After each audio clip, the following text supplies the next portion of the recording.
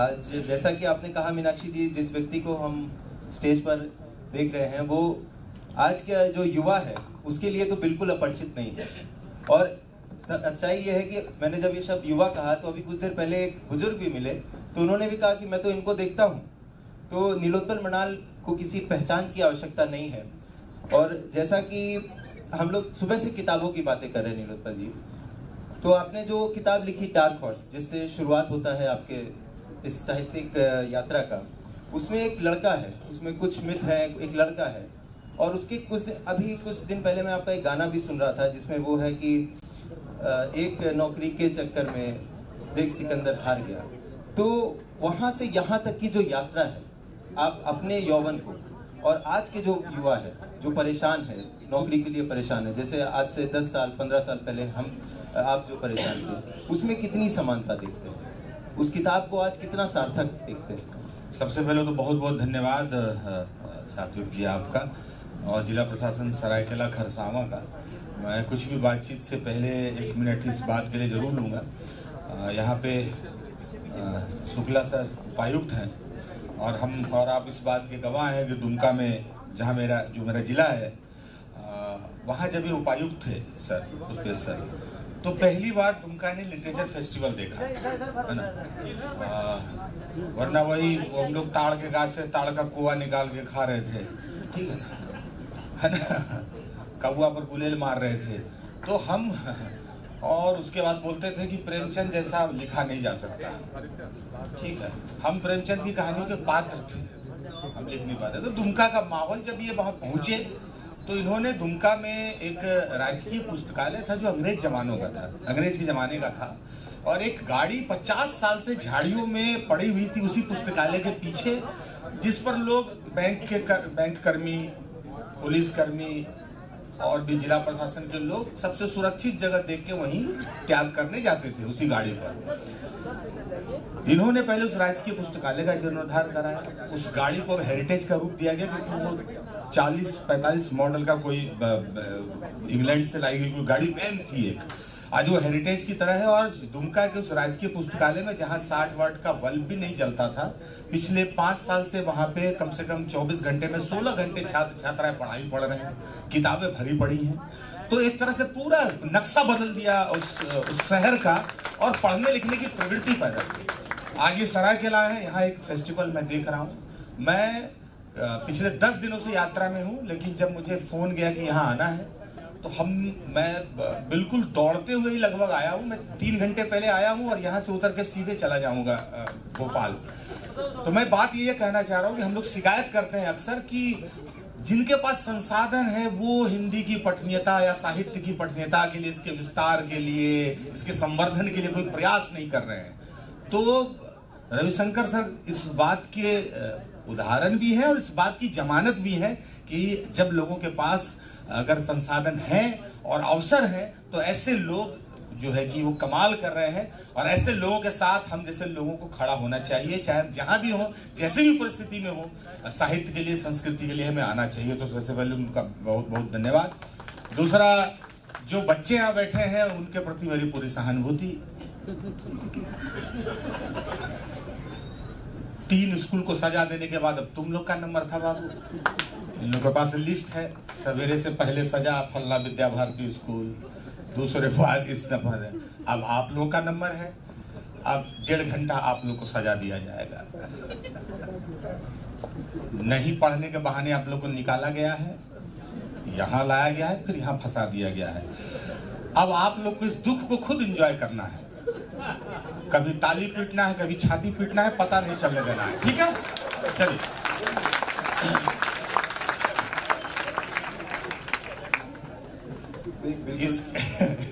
इसके पहले वाले जो बच्चे थे उनको तो कम से कम रहा कि वो 25 तरह के भोजन का नाम पुष्पेश पंत सर से सुन लिए।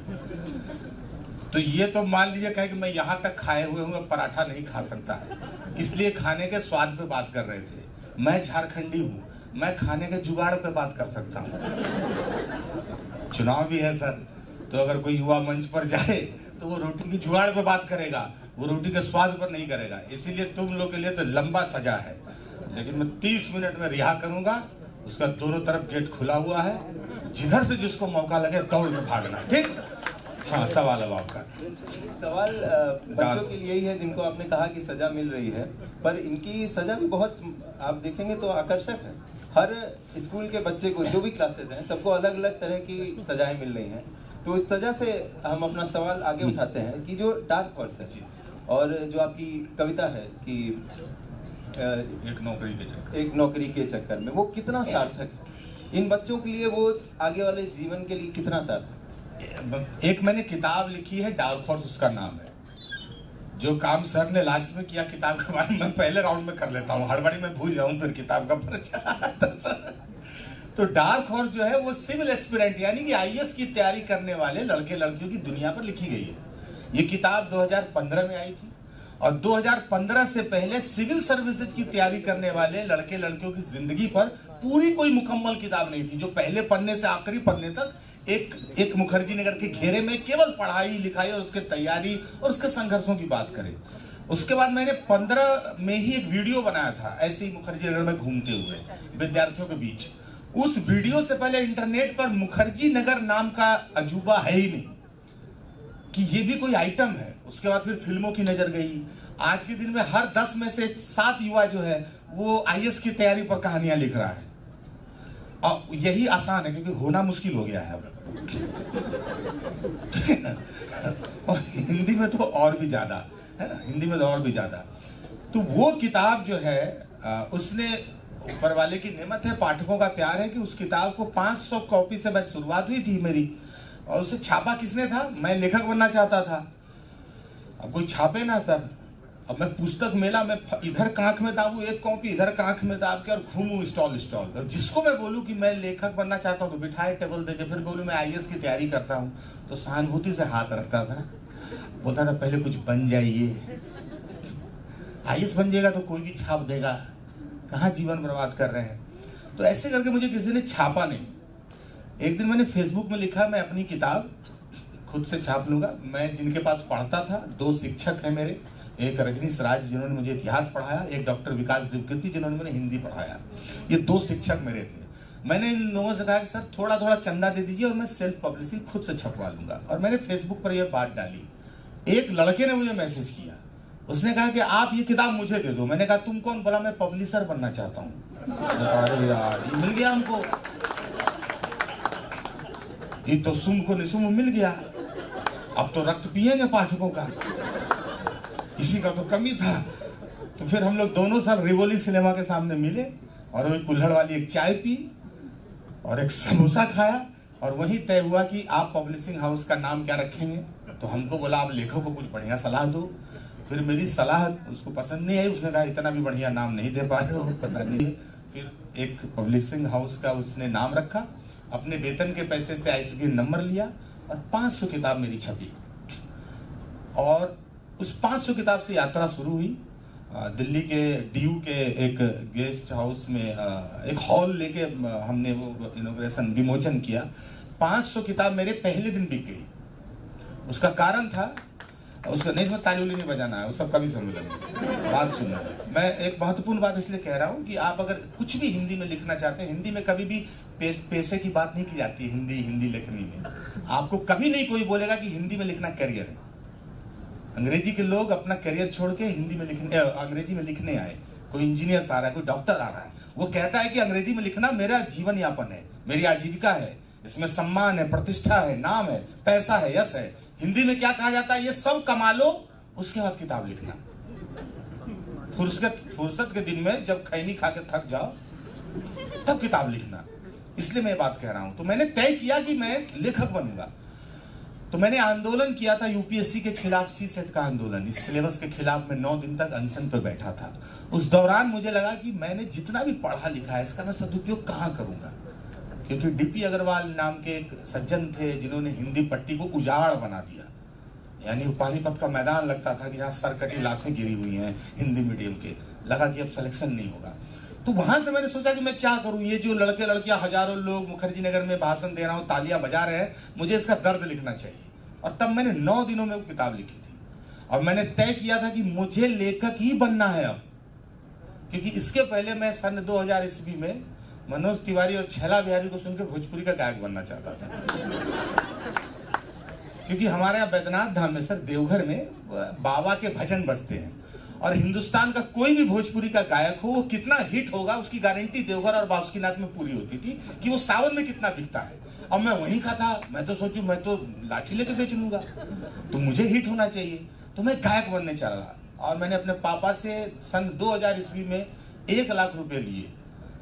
1 लाख रुपया लेके मैं कलकत्ता गया गायक बनने। मेरे साथ 2 बैंड पार्टी का कलाकार जो मेरे इलाके में बिहार में बैंड बजाता तो मेरे साथ था, क्योंकि उसको भी मैंने एक गाना गवाया था अपने कैसेट में कि यही झोला में लेके मेरा गाना कैसेट बेचेगा।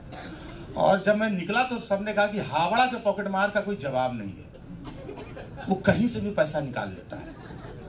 तो 10,000 इस जूते में मम्मी ने रखा, 10,000 इस मौजा में रखा मैंने, उसका अलग फुल पैंट सिलाया जिसमें चोर पॉकेट और छेट हो।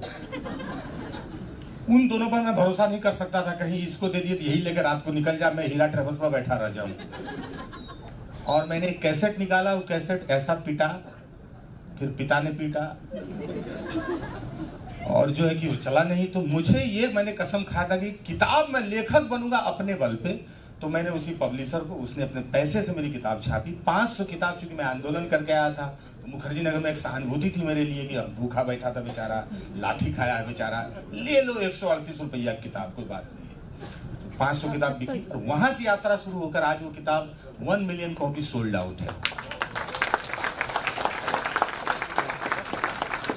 इसके पीछे का कारण ये है कि मैंने तय किया कि मैं लेखक बनूंगा। अब क्या है कि अभी जैसे हमने कहा ना किताब मेरी किताब का मूल्य, भी सर ने कहा ना 750 किताब का मूल्य, लेकिन आप शायद इसको ना ले पाए क्योंकि आप छात्र हैं।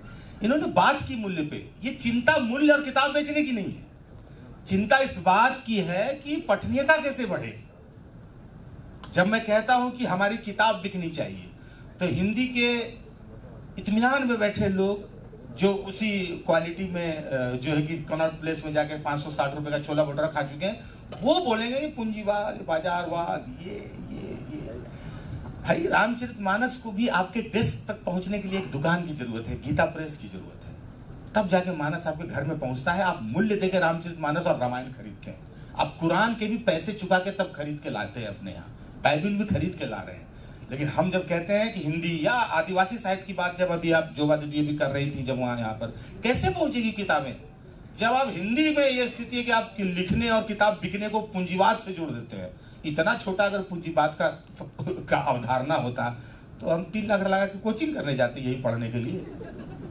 अंतर्राष्ट्रीय संबंधों पर किताब लिखने वाले हिंदुस्तान के सबसे बड़े अध्येता यहाँ पर बैठे हुए आदरणीय पुष्पेश पंत सर, जिनकी किताबों को हम लोग मुखर्जी नगर में लेके हिंदी मीडियम के लिए लगता था यही ब्रह्मास्त्र है हम लोगों के लिए, तो हम यूं ही पढ़ते। इतनी एक हिंदी के लेखक के किताब बिकने को पूंजीवाद, बाजारवाद, अमेरिकी पूंजीवाद के मैग्ना कार्टा वहां से जोड़ दिया जाता है, प्रस्तावना से, संविधान से। तो वहां से शुरुआत हुई, 10 लाख किताब तक पहुंची। अब जो सवाल था इनका कि नौकरी के संघर्ष, एक मेरा गीत है कि एक नौकरी के चक्कर में देख सिकंदर हार गया, तो इसका 4 लाइन में सुना देता हूँ। वे बात ये कह रहे हैं कि तब भी नौकरी के लिए संघर्ष ऐसा था, छटपटाहट थी समाज में। मैं झारखंड से था, दुमका से था, मेरे जिला में कोई यूपीएससी करने वाला नहीं था भाई, और करने वाला इक्का दुक्का मिल जाता था, उसका चेहरा ऐसा बदल जाता था कि पहचान में नहीं आता था सिलेक्शन के बाद, तो उसको मान भी नहीं सकते हैं अपना, उसको तो इंद्रासन दे दिया जाता था।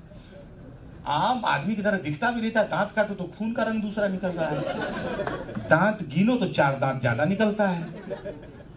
तो ऐसी स्थिति में हमें क्या करने जाना था, क्योंकि मेरे पिता भी सरकारी नौकरी में, चाचा भी सरकारी नौकरी में, तो हम लोग को तो अपने चाचा का मनोरमा ईयर बुक झोला में भर के, पापा का एंथ्रोपोलॉजी का बुक रख के, और विक्रमशिला एक्सप्रेस मगध में ठकुआ निमकी बांध के चढ़ा दिया कि जाओ, और कुछ कर नहीं सकते हो, करोगे क्या, उपाय भी नहीं है। तुम्हारे पास वानखेड़े स्टेडियम नहीं है झारखंड में, तुम्हारे पास बॉलीवुड नहीं है झारखंड में, ये अपना टॉलीवुड से कितना हीरो बनेगा, है ना, तो करोगे क्या। तुम्हारे पास समंदर का किनारा नहीं है जहां जहाजें लंगर डालेंगी और तुम अंबानी बनने का सपना देखोगे। तो तुम्हारे पास क्या है, एनसीईआरटी की कुछ किताबें हैं जिसको हवन कुंड की तरह बिछाओ और उसमें दधीची की तरह अपनी हड्डियां जलाओ और अपनी सफलता का देवता प्रकट करो बिना किसी से कुछ लिए दिए, यही तुमको सफल बनाएगा और अपनी जिंदगी को। तब जाके परिदृश्य भी बदला है। आज आदिवासी समुदाय पिछड़े समुदाय या जो पिछड़े इलाके से जो लोग हैं वो आज मुख्य धारा में किस रास्ते से आएंगे? सरकारी नौकरी के रास्ते से आएंगे। और हम अभी एक नया फार्मूला चला है रील में, नौकरी देने वाला बनो। नया सगुफा छूटा है मार्केट में, नौकरी मांगने वाले को अलग लाइन में दे दिया। सर आप नौकरी मांग रहे, इधर आइए इधर आइए। कहाँ? आप नौकरी देने वाला बनिए। कैसे बनना है ये हमको पता नहीं है। बनिए, अपने अंदर की आग से बनिए। मैं आपको एक मोटिवेशनल स्पीकर दे देता हूँ। अब वो टाई कोट वाला आया, वो अलग पैसा ले रहा है आपका आग जलाने के लिए। तेरे अंदर आग है, तू कर सकता है, तू कर सकता है। भाई वही करना तो चाहते हैं, फॉर्म तो इसलिए भरे है ना। इस आग का क्या करेंगे? इस पर लिट्टी सेकेंगे। आग है तो अवसर दो।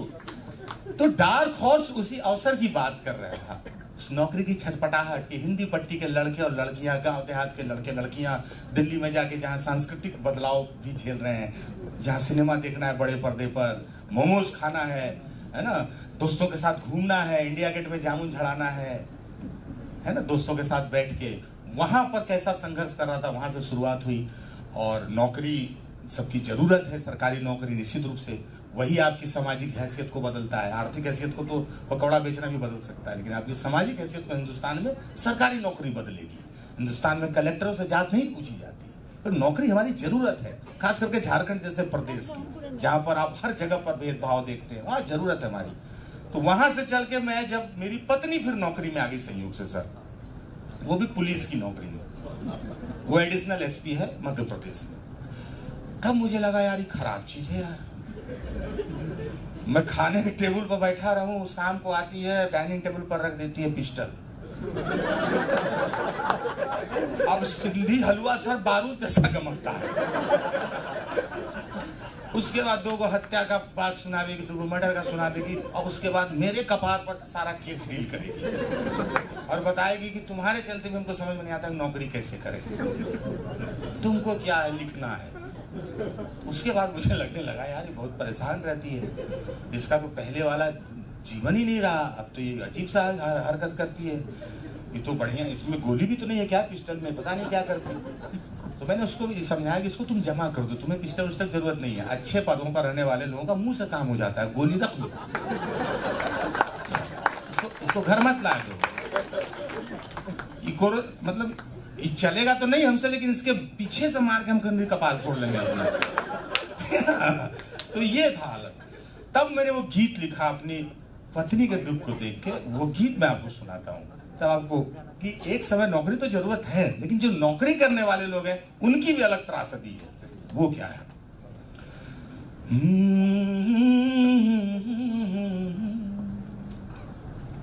कि कॉलेज के दिन याद करूं तो अरे लगता था कि थे सुल्तान। चौक चौराहे राजपाट थे और दरबार था चाय दुकान, और हल कश्मीर का मुद्दा करते, मुंह में दबा लेते जब पान, और मन में लोहा तन इस्पाती, चलते थे हम सीना तान। धीरे धीरे गल गया लोहा, धीरे धीरे गल गया लोहा, तेवर का तलवार गया। एक नौकरी, बस एक नौकरी के चक्कर में देखो सिकंदर हार गया। एक नौकरी के चक्कर में देखो सिकंदर हार गया। अब आपको नौकरी करने वाले दोस्त हैं, अभी रजत जी हैं, अब इनके धनबाद के मित्र ढूंढते होंगे समोसा हाथ में लेके, चटनी लेके। अब आप तो नौकरी में आ गए। कि संघर्षों के युद्ध लड़े कई, अब वो सेनापति फाइल पर है। पहले मिलके झगड़ लेते थे, अब सब गिला मोबाइल पर है। कि लश्कर की भी बिखरी टुकड़ी, अरे जब से कमाने यार गया। एक नौकरी के चक्कर में देखो सिकंदर हार गया। तो ये जो सिकंदर के हारने की कहानी है, वो भी एक दौर आएगा, लेकिन फिर भी तो डार्क हॉर्स से वो यात्रा शुरू हुई। और फिर मुझे संयोग से अगले ही साल उसी किताब पे साहित्य अकेडमी से अवार्ड मिल गया, युवा अवार्ड। अब हुआ मुझे लगा कि ये ईश्वरीय आदेश, इसको मैं मान लूं कि जब मैंने किताब जमा करने के लिए जब मैं साहित्य अकेडमी में गया था तो एक आदमी पान खा के वहाँ खड़ा था। क्या है? हम कहीं हिंदी का किताब है, क्या करने आए? मैं प्रविष्टि पढ़ेगा हिंदू में। कहा रस्सी से बांध के दीजिए, 4 पीस है ना, फेंकेंगे तो बिखर जाएगा। तो तुम कहीं बोल रहा है बस। फिर हम बाहर आए मंडी हाउस में, साहित्य अकेडमी जाए, सिगरेट वाला जो पान वाला बेचता है, हमको कोई सफेद धागा है गुरु, तो दिया निकाल के, क्या हमने किताब बांध के फेंकवाना है वहाँ साहित्य अकेडमी में। फिर उसने बांध के उसको दिए, उसने इसे उछाल के पीछे फेंका।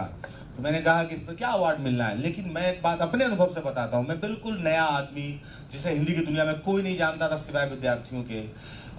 निश्चित रूप से किताब पढ़ी जाती होगी कहीं ना कहीं से। मैं एक ऐसा आदमी था जिसको कोई नहीं जान रहा है, वो हिंदी अकेडमी या दुनिया में कहीं भी। और 2016 की बात है, और मुझे उस किताब पर साहित्य अकेडमी वो अवार्ड मिल गया 2016 का। और तब मुझे लगा कि अब मैंने लिखना मेरी जिम्मेदारी है, अब मुझे जिम्मेदारी से लिखना चाहिए। फिर मैंने 4 साल लगाया सात्विक जी, और 4 साल के बाद मैंने दूसरी किताब लिखी अवघड़। वो किताब भी आज 3 लाख से ऊपर बिक चुकी है। और फिर मैं 3 साल रुका, तीसरी किताब मैंने लिखी यार जादूगर। अभी 2 साल हुए हैं, 50-50 हजार के 2 संस्करण उसके निकल गए हैं। अभी तीसरा संस्करण 25,000 का आया। ये बात मैं आपको क्यों कह रहा हूं? क्योंकि जब भी आप कभी हिंदी के किसी फेस्टिवल, किसी त्योहार, साहित्य के किताब के उत्सव में जाना, तो आप कहना ये उदाहरण कि हिंदी की किताबों को लोग पढ़ते हैं। अगर वो नहीं पढ़ते तो मुझे कौन जानता? मेरे पीछे लाइब्रेरी भी नहीं है, मेरे पीछे सरकारी खरीद नहीं है, तो वो कौन लोग जो किताबें ले रहे हैं और पढ़ रहे हैं। तो इस हौसले के लिए मैं आपको ये लंबी कहानी इसलिए मैंने सुनाया कि आप ये भरोसा कर सकें कि हिंदी में किताबें पढ़ी जा रही हैं। और मेरी किताब का जो पहला अनुवाद है वो संथाली में हुआ। अब आप सोचिए, संथाली में मेरी किताब का पहला अनुवाद हुआ। वो क्यों हुआ? मेरे प्रखंड में एक ब्लॉक में नौकरी करने वाले एक थे, उन्होंने कहा, मोहरिल मुर्मू नाम था, तो उन्होंने कहा कि इसको भैया हम लोग संथाली में अनुवाद करते हैं, विद्यार्थी लोग पढ़ेगा सिद्धू कानू मुर्मू यूनिवर्सिटी का दुमका उनका में। तो मेरी किताब का पहला संथाली में अनुवाद हुआ। मुझे ये लालच नहीं था कि उसका अंग्रेजी में अनुवाद हो, वो अंग्रेजी में होता वो लाख बिकता, वो चेन्नई के विद्यार्थी पढ़ते उसको यूपीएससी करने वाले। लेकिन मुझे लगा वही बात जो भी जब भादो मांझी जी और जोबा मांझी जी कर रही थी कि भाई आदिवासी स्त्रियों की पर जब बात कर रही थी तो पढ़ाई लिखाई पर, जब कि भाई युवाओं के बीच में भी कैसे जाए चीजें, मुख्य धारा से जुड़ने का क्या मतलब। तो वहां पर वो किताब का अनुवाद हुआ। तो यही बात थी कि किताबें लोग पढ़ते हैं, और मेरा जीवन यापन केवल किताबों से चलता है। ये जो गमछा से लेकर जूता तक जो है, ये मैं रॉयल्टी से खरीदा मैंने। पत्नी वीडियो देख लेगी, कहीं घड़ी तो हम दी है, घड़ी वो दी है। इसके पहले मैं घड़ी पहनता नहीं था क्योंकि मेरे पास खूब वक्त था, मैं अकेला था, शादी मेरी हुई नहीं थी, तो मुझे घड़ी की जरूरत नहीं थी कि इतने बजे घर चल जाऊँ, अब लेट हो रहा है। ये सब नाटक तो शादी के बाद शुरू हुआ, तो उसने मुझे घड़ी बांध दिया। लोग घंटी बांध देते हैं अपने जानवरों के गले, पत्नी घड़ी बांध देती है, जहाँ जाएगा तो टन टन बजेगा, फिर टाइम पे आ जाएगा। तो ये बात है सात्विक जी। सॉरी। आप डार्क हॉर्स से चले हम लोग अवघड़ पे आए और फिर यार जादूगर पे। तो एक यार जादूगर पढ़ते समय उसमें समझ में आता है कि एक जादुई दुनिया आपने खोली उसमें। तो एक वो युवक जो उस समय नौकरी से परेशान था, जिसने एकदम यथार्थ लिखा, अवघड़ में भी उसने यथार्थ लिखा, वो तिलिस्म जादुई दुनिया की तरफ कैसे बढ़ा, वो फिक्शन की तरफ कैसे बढ़ा? यार जादूगर की कहानी एक बहुत हाइपोथेटिकल एक अवधारणा, वो जीवन मृत्यु की जटिलता पर वो किताब है। मैंने एक ऐसे बूढ़े आदमी के गांव के कोठी में कल्पना की है जो वहां बैठा हुआ है और वो मरे हुए आदमी को जिंदा कर देता है।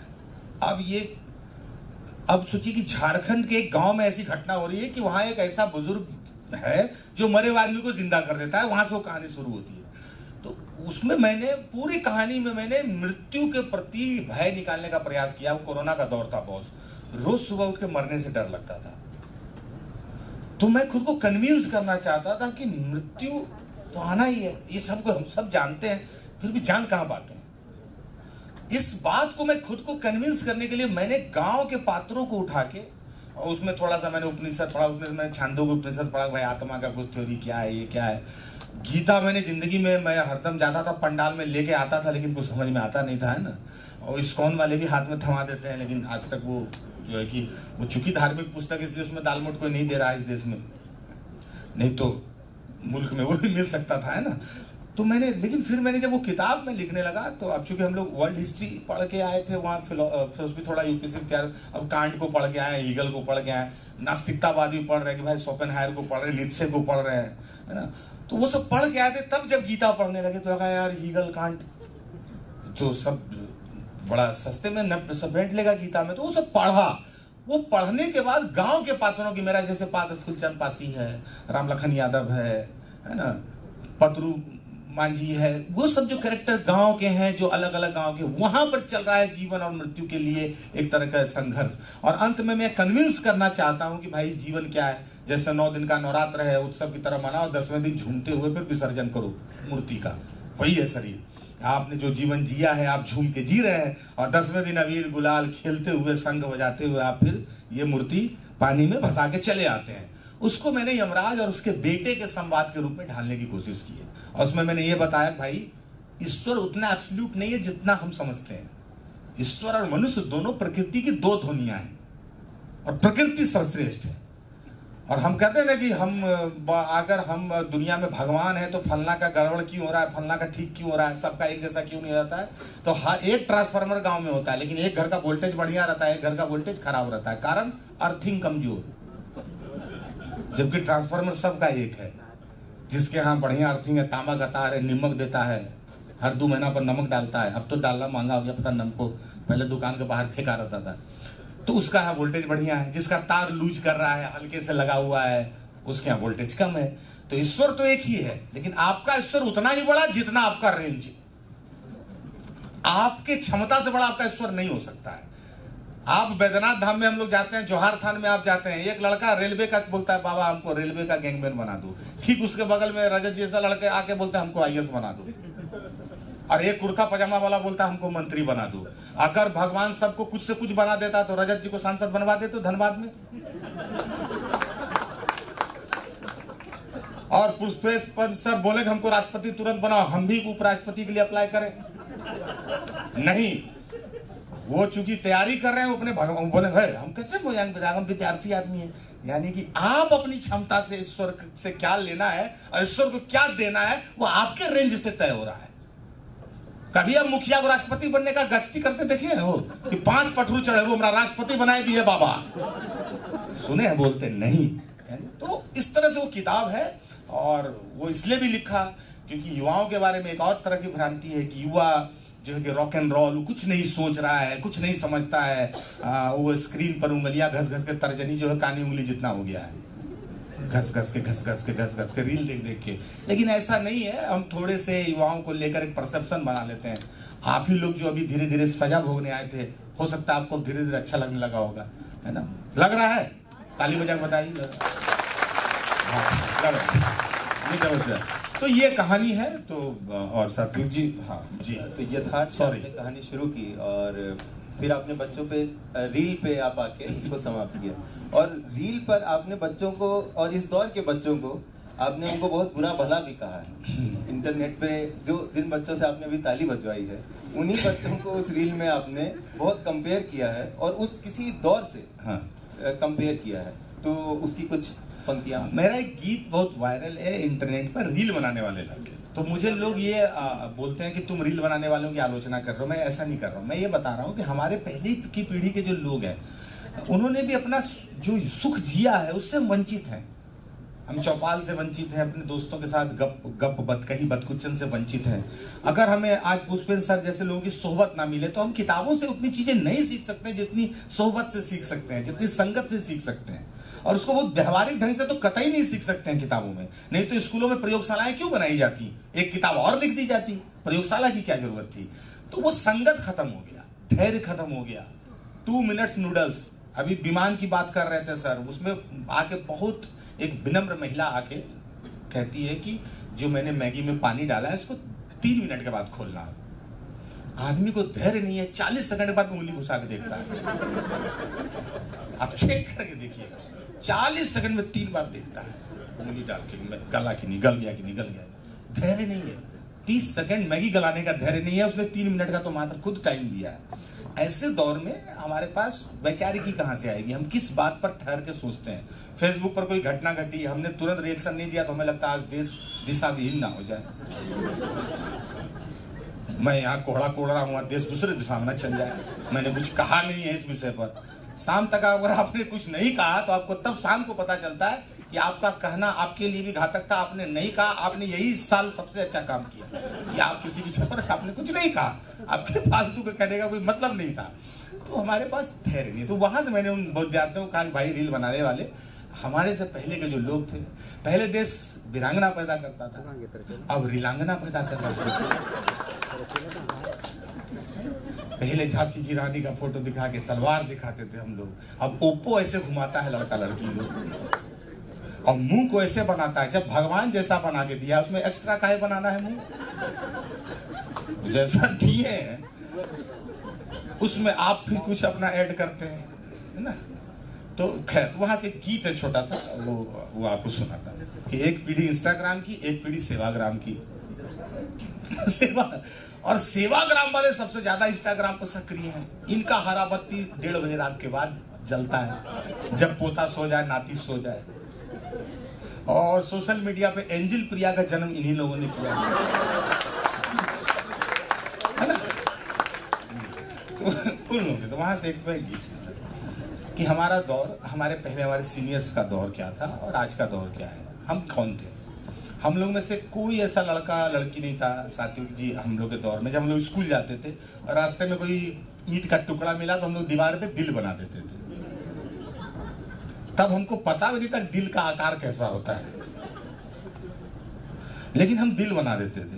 वो दिल किसका है नहीं है, सरायकेला नगर निगम जाने, हमें नहीं पता किसका है, नगर पालिका का दिल। आधे घंटे के बाद जब लौट के देखे कुकुर खड़ा है दिल के पास, जो दीवार में बनाते थे। वहां से शुरू कि स्कूल की दीवारों पर जा दिल बनाने वाले लड़के, और चलती तीर को हंस के अपने दिल पर खाने वाले लड़के, और उड़ती तीर भी खुद पर लेके लड़ भिड़ जाने वाले लड़के। पर दिल टूटे तो हो, पर दिल टूटे तो बिस्तर पर ही झील बनाने वाले लड़के। पर दिल टूटे तो बिस्तर पर ही झील बनाने वाले लड़के। उस दौर का जादू क्या जाने ये रील बनाने वाले लड़के। उस दौर का जादू क्या जाने ये रील बनाने वाले लड़के। और क्या जाने वो दौर क्या था, है ना, कि ताजी किताब पर बासी अखबार की जिल्द चढ़ाने वाले लड़के, और खा के समोसा सीनियर के सिर बिल टिकाने वाले लड़के। और मेहनत के पथ पर मीलों साइकिल चलाने वाले लड़के, और संघर्षों की आग में तकदीर बनाने वाले लड़के। उस दौर का जादू क्या जाने ये रील बनाने वाले लड़के। और क्या है उन लड़कों का खासियत कि एक शेर रट खुद को गालिब मीर बताने वाले लड़के, है ना। हमने कॉलेज टाइम में एक शायरी रट लिया कि इन चरागों का जहां भी जाएगा रोशनी लुटाएगा, इन चरागों का कहीं मकान नहीं होता। इसी पर पूरा सेमेस्टर निकाल देता था। वो गुपचुप भी खा रहा, जानते हो इसके बारे में? विनोद जो गुपचुप बेच रहा है, ये पहले लगाता था वहां सेंट लुइस के पास ठेला, जहां भी रहेगा रोशनी लुटाएगा, है ना। चरागों का कोई मकान नहीं होता। एक सेमेस्टर में तो एक शेर रट खुद को गालिब मीर बताने वाले लड़के, और बिन चावल बिन दूध बातों की खीर बनाने वाले लड़के। और पुलिया पे बैठे पुल का इस्तेमाल मुश्किल, अभी दिक्कत है बिहार में, देख रहे हैं हर महीने में 2 पुल बन जा रहा है, इसलिए मैंने कविता में पुल बनाने से परहेज किया है। मैंने इसमें पुलिया रखा है, क्योंकि पुल पर बैठ के कुछ भी करना खतरे से बाहर नहीं। अच्छा, मैं कई बार सोचता हूँ कि कमजोर पुल क्यों बनाता है कोई, तो मुझे लगता है ये लाओ से कन्फ्यूशियस ने जो थ्योरी में बतलाया, हम लोग उसको प्रैक्टिकल में बताना चाहते हैं कि प्रकृति आज भी कमजोर नहीं हुई है। आज भी मनुष्य का जो क्षमता है, जो इंजीनियरिंग जो इतरा रहा है, वो प्रकृति के आगे इतना मजबूत नहीं हुआ कि प्रकृति उसके आगे सरेंडर कर दे। इसलिए हम लोग इतना ही पुल बनाते हैं कि आए भादो पानी बहा ले जाए, कार्तिक में लौके और फिर अगला आषाढ़ में देखे यहाँ पुल था वो। प्रकृति की ताकत के आगे, समझ रहे हैं। इसलिए तो पुलिया पे बैठे रांझा बन के, हीर न पाने वाले लड़के। लेकिन यही लड़के, जब अल्हड़ आवारा लड़के, बेपरवाह लड़के, जब अपने अपने समय पर अपने अपनी जिम्मेदारियां संभाल लेते हैं और वो डीएफओ दुमका हो जाते हैं, वो आईएएस रजत जी हो जाते हैं, यही बेपरवाह लड़के कि जब हक में उठे तो, कि जब हक में उठे तो कलमों को शमशीर बनाने वाले लड़के, उस दौर का जादू क्या जाने, ये रील बनाने वाले लड़के। तो आप लोग रील भी बनाइए, इसका भी रील बनाइएगा जो मैंने भी कहा, क्योंकि रील हमारे समय का आविष्कार है। मैंने बस इस गीत में इतना कहा है कि जो रील बनाने वाले दौर में जो रियल आनंद था एक जमाने का, उससे हम वंचित हैं। और हम जो 35-40 के जो हम लोग हैं, हम उस मुहाने पर खड़े हैं जब हमने हर अच्छी जाती हुई चीजों को देखा है ऐसे करके, और हर बुरी चीजों को देख रहे हैं बगल से निकलते हुए। तो ये बात है एकदम, है ना सर, हम आखिरी पीढ़ी है सर, हम बिल्कुल इक्वेटर पर खड़ी हुई पीढ़ी है। एक तरफ कर्क रेखा, एक तरफ मकर रेखा। तो जाती हुई तहजीबें भी देख रहे हैं, आती बदमिजाजियां भी देख रहे हैं, मुहाने पर खड़े होकर हम वही पीढ़ी, इसलिए हम आगाह करने के लिए गीत आपको सुनाते हैं। बहुत धन्यवाद निरुपल जी, बहुत मज़ा आया सेशन में। और बच्चे भी, अब हमको नहीं लग रहा अब सजा से मजा की ओर आ चुके हैं। और रिक्वेस्ट रहेगा सबसे कि कोई भी किताब पढ़िए, कहीं से शुरुआत करिए, लेकिन किताब पढ़िए। और अब अभी जब मैंने सुना, अभी अब चूंकि मेरा भी इंटरेस्ट है कि अभी अब आदिवासी साहित्य झारखंड में बहुत अच्छा, दुमका में भी हम लोगों ने इस पर बहुत सेशन किए सर, यहाँ भी होना है। तो आप लोग भी अपनी भाषा की किताबें, अभी एक सज्जन सर कह रहे थे ना कि देवनागरी में क्यों नहीं लिखा जाना चाहिए, देवनागरी में विकल्प के तौर पर लिखा जाना चाहिए जिससे हम उसको पढ़ पाए। लेकिन आपको अपने वर्णमाला, अपनी लिपि पर तो काम करना ही चाहिए, क्योंकि भाषाओं को लिपि जड़ का काम करेगी, उसी आधार पे भाषा टिकी रहेगी। तो आप उस लिपि को भी मजबूत करिए, आप अपनी भाषा को अपनी लिपि में पढ़िए, हमें कहिए कि देवनागरी में पढ़ें, हम सीखें। तो इस तरह से अपनी किताबें पढ़िए। और हिंदी ना, वो अंग्रेजी से बहुत पीछे है, मतलब उनको उसके साथ की भाषा मत मानिए। हिंदी जो है वो आपके आदिवासी भाषा हो या और भी जो क्षेत्रीय भाषाएं है, मैथिली, भोजपुरी है, इन सब के साथ बढ़ने वाली भाषा है। हिंदी की समृद्धि इन्हीं भाषाओं के विकास के साथ है। तो इनको अलग करके नहीं देखना है, ये सबको अलग अलग पार्टी नहीं, अलग अलग झंडा नहीं है, इन भाषाओं को एक साथ आगे बढ़ना है। तो बहुत बहुत शुभकामनाएं और बहुत बहुत धन्यवाद आप युवा साथियों का।